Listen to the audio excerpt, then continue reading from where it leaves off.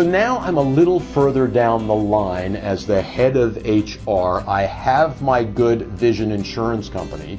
Should a good vision insurance company keep after getting more doctors to, I think you call them getting onto the panels, getting more eye doctors to help, because I may have new employees, they may have different doctors. What should a good vision insurance company do when it comes to getting more doctors as time goes on? They should continue to try to, if they don't have all doctors, add all doctors. I mean, no company's going to have everybody. Sure. But yeah, there's typically a department in place, maybe a provider relation, or even a department who specifically solicits and tries to grow the panel. You know, retail as well. Maybe you can add a few hundred at a time if there's a big retail chain, something of that nature. But yeah, private practice doctors should be the ongoing, outreach. And so you're talking about some retail ones. We may be able to add them nationally from the insurance company standpoint that my employees can then participate with. Yeah, in a way it could be easier, just larger numbers, in other words. Yeah.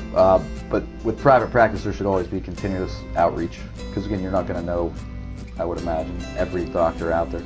I'm sure there's doctors graduating every day and practices opening every day. So what if my employee comes in and says, I've been using Dr. A, but I just discovered Dr. B, and comes to me as the head of HR. Can I suggest that doctor into the insurance company to say, see if we can get that doc? What do I do at that point to get that doctor as part of the network? Make a call to your account manager would be one way. Yeah. Or some companies probably have a space to refer a doctor right on their website. Again, sometimes I've even seen paper, which is more old-fashioned. Yes. But yeah, I would hope that most companies are willing to make an effort to. So they ought to have bring a doctor on if they're not on there and it's specifically requested.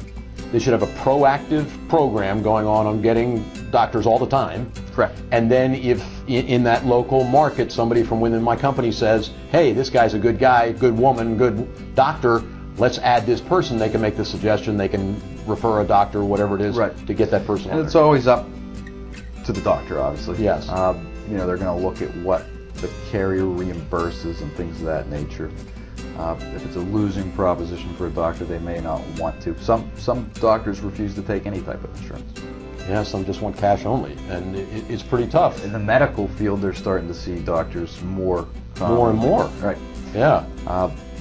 That's a whole different story. It is a whole different story, but we know that we have to make sure that we have great customer service in the terrific vision insurance company, that we don't have to worry about that sort of thing. I mean, I go to my dentist, for instance, and he's got somebody on staff who does nothing but all the paperwork. Right. And you're saying, well, no wonder he has to charge me more if he's doing all that. But I want to make sure that I can get in there to talk to somebody in my vision care if I have a question.